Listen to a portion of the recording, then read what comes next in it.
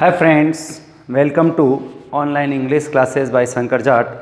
आज अपन पढ़ेंगे रिलेटिव प्रोनाउंस।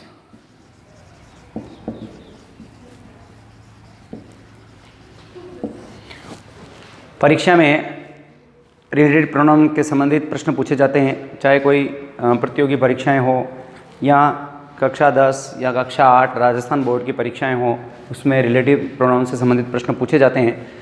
अपन रिलेटिव प्रोनाउन को सरल तरीके से समझेंगे कि कौन कौन से रिलेटिव प्रोनाउन हैं और उनका प्रयोग किस तरह के वाक्य में किया जाता है। तो सबसे पहला जो अपना रिलेटिव प्रोनाउन है वो है वू। वू का जब अपन रिलेटिव प्रोनाउन के रूप में अर्थ निकालेंगे तो जो के रूप में इसका अर्थ आता है, और वू का जो प्रयोग होता है वो व्यक्तियों के लिए होता है, व्यक्तियों के लिए। वू का प्रयोग व्यक्तियों के लिए होता है। जब भी किसी वाक्य में कोई पर्सन का नाम आए, किसी व्यक्ति का नाम आए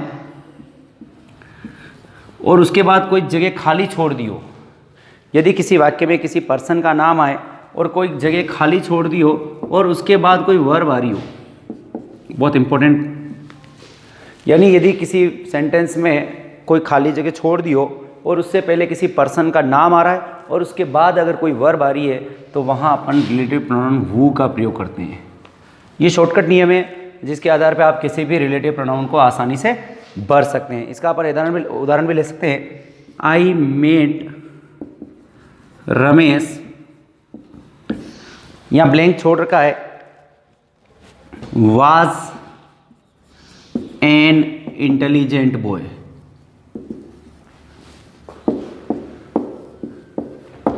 ये एक सेंटेंस है और इसमें रिलेटिव प्रोनाउन आपको दे दिए वू, वूज, वूम। इन तीनों में से आपको छांट के भरना है। तो आप देखिए कि रिक्त स्थान से पहले अपने आ रहा है रमेश, और रमेश अपना एक पर्सन है, व्यक्ति है, और रिक्त स्थान के बाद देखिए आपकी आ रही है वर्ब वाज, और बीच में खाली जगह है। तो अपन ने सीखा है कि जब किसी पर्सन का नाम आए, उसके बाद खाली जगह हो और उसके बाद कोई वर्ब आ रही हो, तो ऐसी स्थिति में अपन रिलेटिव प्रोनाउन वू का प्रयोग करते हैं। तो यहाँ भरा जाएगा अपना वू। तो इस प्रकार वू का प्रयोग रिलेटिव प्रोनाउन के रूप में किया जाता है। दूसरा है वूज।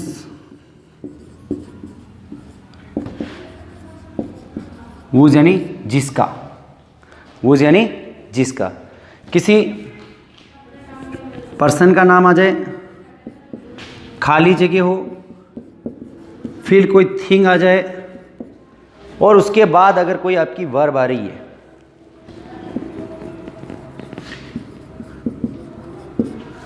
पर्सन का नाम आ रहा है, देखो पर्सन के नाम के बाद डायरेक्ट सीधी वर्ब आ रही है तो वो भरेंगे, लेकिन पर्सन के नाम के बाद खाली जगह और कोई थिंग आ रही है, कोई वस्तु आ रही है और उसके बाद वर्ब आ रही है, तो ये जो रिक्त स्थान है वहां अपन वूज का प्रयोग करेंगे, वूज का प्रयोग करेंगे। उदाहरण, द मेन रिक्त स्थान shirt is blue is my uncle. The main shirt, the main person हो गया, रिक्त स्थान हो गया, उसके बाद शर्ट थिंग होगी और उसके बाद इज वर्ब आ रही है, बीच में खाली जगह। तो ऐसी स्थिति में अपन वहाँ प्रोनाउन, रिलेटिव प्रोनाउन जो है वूज का यूज करेंगे। The man whose shirt is blue, वह व्यक्ति जिसका शर्ट नीले रंग का है, इज माई अंकल, वह मेरे अंकल है। तो इस प्रकार वू और वूज का प्रयोग कर सकते हैं। इसी से मिलता जुलता है विच। विच, विच का अर्थ भी होता है जिसका, विच का अर्थ भी होता है जिसका, लेकिन इसका जो प्रयोग होता है वो जानवर या निर्जीव वस्तु के लिए होता है, जानवर या निर्जीव वस्तु, एब्स्ट्रैक्ट ऑब्जेक्ट, उसके लिए अपन विच का प्रयोग करेंगे। विच यानी जिसका, ये जानवर के लिए आ सकता है या किसी निर्जीव वस्तु एब्स्ट्रैक्ट ऑब्जेक्ट के लिए आ सकता है। इसके लिए अपन किसी एनिमल का नाम आ जाए या कोई थिंग आ जाए, एनिमल का नाम आ जाए या कोई थिंग आ जाए, इसके बाद अगर कोई रिक्त स्थान है तो वहाँ अपन विच भरेंगे, और उस विच के बाद आपकी नाउन भी आ सकती है, वर्ब भी आ सकती है। तो सीधी सी बात है, अगर किसी एनिमल या थिंग का नाम आ रहा है और उसके बाद कोई नाउन या वर्ब आ रही है तो उसके बीच वाला जो रिक्त स्थान है वहाँ विच भरा जाता है। उदाहरण ले लीजिए, द बुक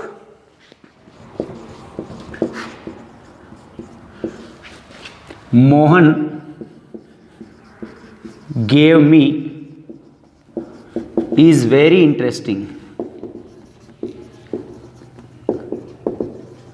ये सेंटेंस देखा जाए तो ब्लैंक्स रिक्त स्थान से पहले आ रहा है द बुक। द बुक एक थिंग है, वस्तु है। इसके बाद आपका आ रहा है रिक्त स्थान के बाद मोहन आ रहा है, मोहन आपका नाउन है, और उसके बाद वर्ब भी आ रही है। तो द बुक के बाद ब्लैंक और ब्लैंक के बाद नाउन आ रहा है। तो अपन सीखें कि किसी जानवर या निर्जीव वस्तु के लिए आपका रिलेटिव प्रोनाउन आता है विच। तो यहाँ अपन लिख देंगे the book which Mohan gave me is very interesting, कि वह पुस्तक जो मोहन ने मुझे दी इज़ वेरी इंटरेस्टिंग, वह बहुत अच्छी है, रुचिप्रद है। अगला अपना होता है व्हाट। अगला जो रिलेटिव प्रोनाउन है वो है व्हाट।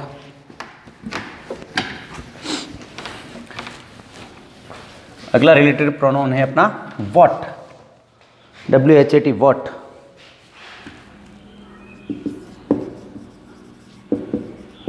व्हाट यानी जो, WHAT व्हाट यानी जो।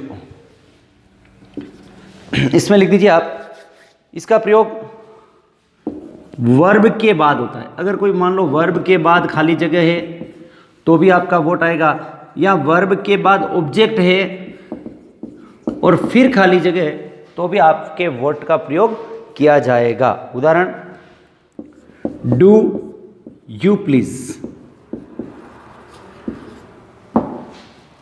Do you please. देखिए आप, वर्ब आ गई है, वर्ब के बाद रिक्त स्थान है, 100% या व्हाट भरा जाएगा, या वर्ब प्लस ऑब्जेक्ट के बाद कोई रिक्त स्थान है तो भी वहाँ व्हाट भरा जाएगा। गिव हिम ही वांट,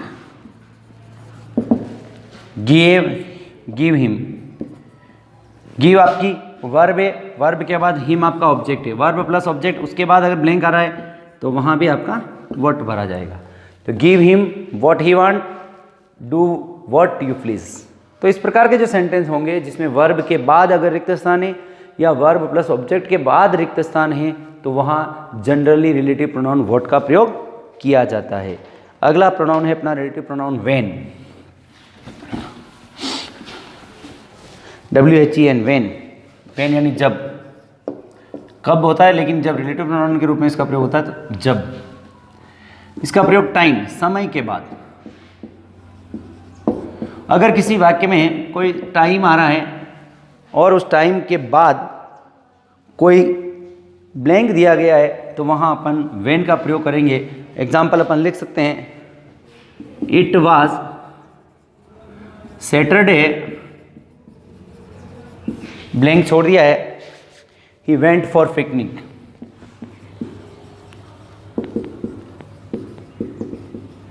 अब आप देखिए सेंटेंस में ब्लैंक दिया गया, ब्लैंक के पहले आपके आ रहा है सैटरडे, और सैटरडे आपका एक समय है, टाइम है, और अपन ने सीखा है कि टाइम के बाद, समय के बाद जब कोई रिक्त स्थान होता है तो वहाँ आपका रिलेटिव प्रोनाउन आता है when. It was Saturday when he went for picnic, कि जब वह पिकनिक पर गया वह शनिवार था या सैटरडे था। छठा है आपका वेयर, स्थान। वेयर यानी जहाँ, वेयर यानी जहाँ, और इसका प्रयोग होता है स्थान, प्लेस के बाद। यदि किसी वाक्य में कोई प्लेस का नाम आ रहा है और प्लेस के बाद अगर रिक्त स्थान है तो ऐसी स्थिति में वहाँ अपन रिलेटिव प्रोनाउन वेयर भरेंगे। उदाहरण लिख लीजिए आप, there is a temple,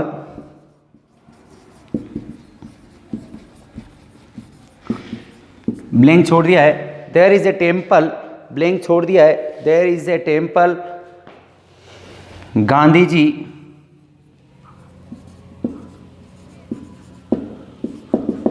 prayed, there is a temple Gandhi ji prayed. There is a temple, कि यह एक मंदिर है, गांधी जी प्रेड, जहाँ गांधी जी प्रार्थना करते थे।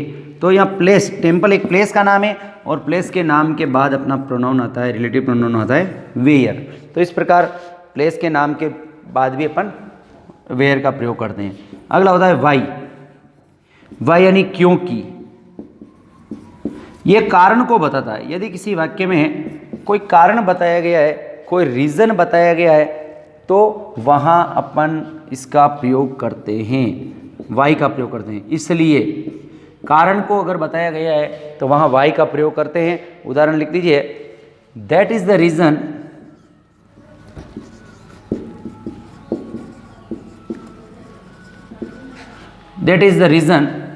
he don't came, he don't come. That is the reason, यही कारण है, he don't come. Why? That is the reason why he don't come, कि यही कारण है कि वह नहीं आया है। That की बजाय this ज़्यादा उपयुक्त है। This is the reason, यही कारण है why he don't come, कि वह नहीं आया। तो इस प्रकार से अपन किसी भी रिलेटिव प्रोनाउन का प्रयोग कर सकते हैं। एक बहुत रिलेटिव प्रोनाउन है, वो है अपना दैट, महत्वपूर्ण, बहुत महत्वपूर्ण रिलेटिव प्रोनाउन है दैट, THAT, दैट। दैट का अर्थ होता है जो। रिलेटिव प्रोनाउन के रूप में दैट यानी जो। इसका प्रयोग किसी वाक्य में सुपरलेटिव डिग्री, यदि किसी वाक्य में सुपरलेटिव डिग्री आ रही है, यदि किसी वाक्य में सुपरलेटिव डिग्री आ रही है, द बेस्ट, द मोस्ट, इस प्रकार के आ रहे हैं, या EST आ रही है, तो वह आपकी सुपरलेटिव डिग्री होती है। तो यदि किसी वाक्य में सुपरलेटिव डिग्री आए या रिक्त स्थान में व्यक्ति आए या व्यक्ति प्लस वस्तु आए, व्यक्ति भी आ जाए और वस्तु भी आ जाए, या वस्तु प्लस जानवर आए, समझ लीजिए, यदि किसी रिक्त स्थान में व्यक्ति, वस्तु या व्यक्ति या जानवर, अगर रिक्त स्थान में व्यक्ति आए या कोई व्यक्ति या वस्तु आए या कोई जानवर आए, तो इस प्रकार के वाक्यों में अपन दैट का प्रयोग करते हैं। और या यदि वाक्य आपका प्रश्नवाचक हो, दैट का प्रयोग बहुत महत्वपूर्ण है, वापस समझ लीजिए। यदि किसी वाक्य में सुपरलेटिव डिग्री हो, यदि किसी वाक्य में व्यक्ति आए या व्यक्ति के तुरंत बाद, माफ करें, व्यक्ति आए या व्यक्ति या वस्तु दोनों आए या फिर जानवर आए, तो ऐसे वाक्यों में अपन सुपरलेटिव डिग्री का प्रयोग हो तो अपन अपने रिलेटिव प्रोनाउन दैट का प्रयोग करते हैं। या यदि अगर प्रश्नवाचक वाक्य भी है तो वहाँ भी अपन रिलेटिव प्रोनाउन दैट का प्रयोग करते हैं। उदाहरण लिख दीजिए आप, मोहन इज द, उदाहरण से आपको ज़्यादा अच्छा समझ में आ जाएगा। Mohan is the tallest boy,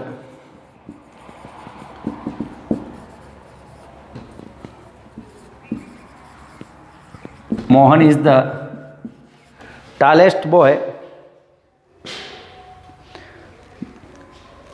reads in my class.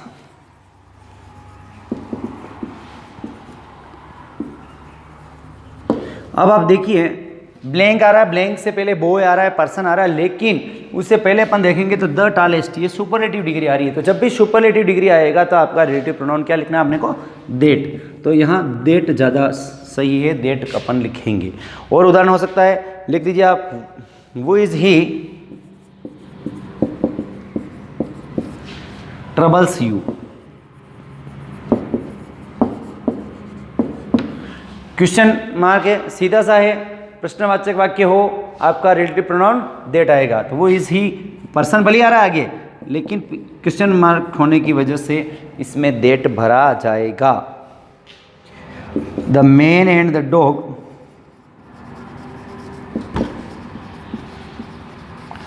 The man and the dog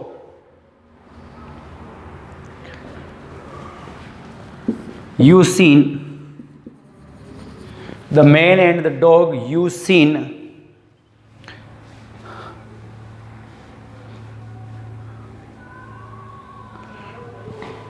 leave the next door।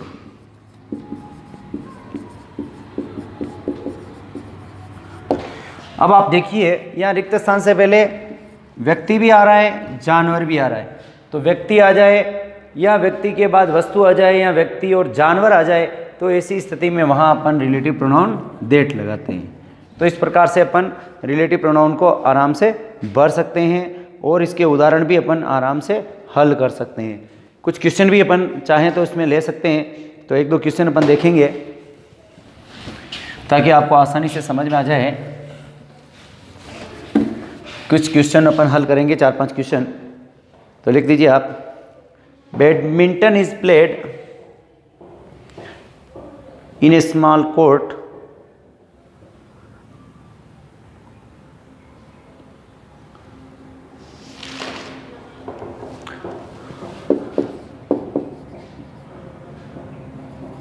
the man lives there is very brave। अब इसमें देखिए आप वू वूज, अब साफ पता चल रहा है। ब्लैंक, ब्लैंक के बाद वर्ब आ रही है, आगे व्यक्ति का नाम आ रहा है, पर्सन का नाम आ रहा है, वो भरा जाएगा। और then this is the hotel we stayed yesterday. अब आपको दे दिया वेयर और व्हाट, साफ पता चल रहा है। This is the hotel, blank के पहले होटल आ रहा है, स्थान का नाम आ रहा है, और स्थान का नाम आता है तो अपन रिलेटिव प्रोनाउन भरते हैं where. It was 10 o'clock I came here।